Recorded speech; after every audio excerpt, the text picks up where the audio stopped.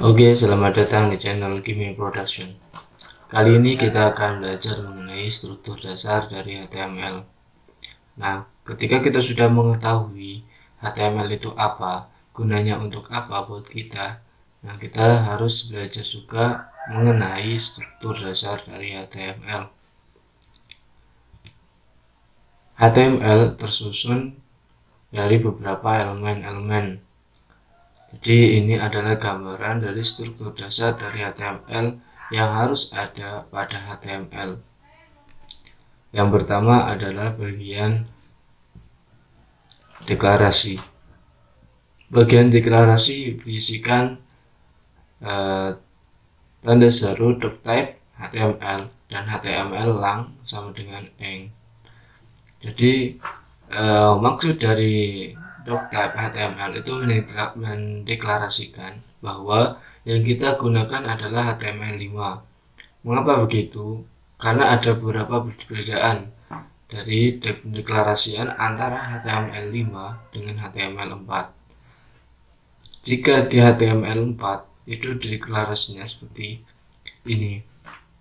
Jadi ini adalah deklarasi doctype HTML dari HTML4, jadi panjang. Tapi kalau HTML5 itu mempunyai doctype HTML deklarasinya yang lebih pendek. Nah, dari maksud dari HTML lang sama dengan n ini adalah bahwa yang kita gunakan itu HTML-nya menggunakan bahasa Inggris. Maka dari situ di sini ada language sama dengan England. Jadi seperti itu. Yang selanjutnya bagian kepala atau head. Jadi di bagian kepala ini berisikan meta, title, dan nantinya ada ketika kita masukkan CDN, style CSS dari eksternal ataupun internal CSS, kita masukkan di dalam head. Jadi ini adalah kepala dari HTML kita. Jadi berisikan title atau yang nantinya akan muncul pada bagian atas browser kita. Jadi nama dokumen kita ini akan muncul di bagian browser atas sendiri. Jadi ini meta charset atau UTF-8.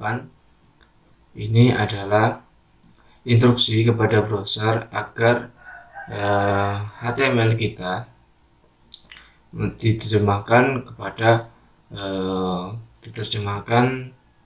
menjadi UTF-8, jadi agar bisa dibaca oleh browser seperti itu. Yang selanjutnya adalah bagian inti atau body. Jadi ini adalah bagian yang akan ditampilkan di browser nantinya. Seperti di sini contohnya adalah P. Paragraf ini adalah isi konten. Jadi nanti yang ditampilkan bukan dalam ininya, tapi di dalam body itu yang akan ditampilkan di dalam browser. Selanjutnya kita juga harus mengetahui struktur tag atau elemen HTML. Yang pertama, struktur teks bisa kita pelajari seperti ini, bahwa antara P pembuka dan P penutup ini disebut sebagai elemen. Jadi elemen atau tag itu tersusun dari tag pembuka dan tag penutup. Tag elemen ini berisikan apa? Ada name, ada value, atau bisa kita sebut sebagai atribut. Ada isi konten. Jadi ini adalah isi dari sebuah elemen.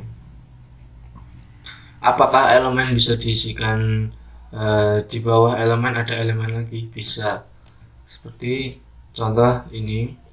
Jadi di sini ada tag pembuka yaitu div, dan di bawah div ada h1 atau header 1.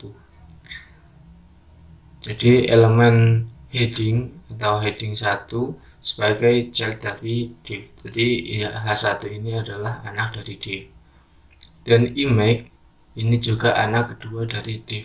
Apakah bisa kita membuat tag lagi di dalam heading 1? Bisa, seperti kita bisa membuat B atau bold di dalam H1. Jadi ini adalah struktur dasar dari HTML. Nah, semoga bermanfaat. Selamat belajar.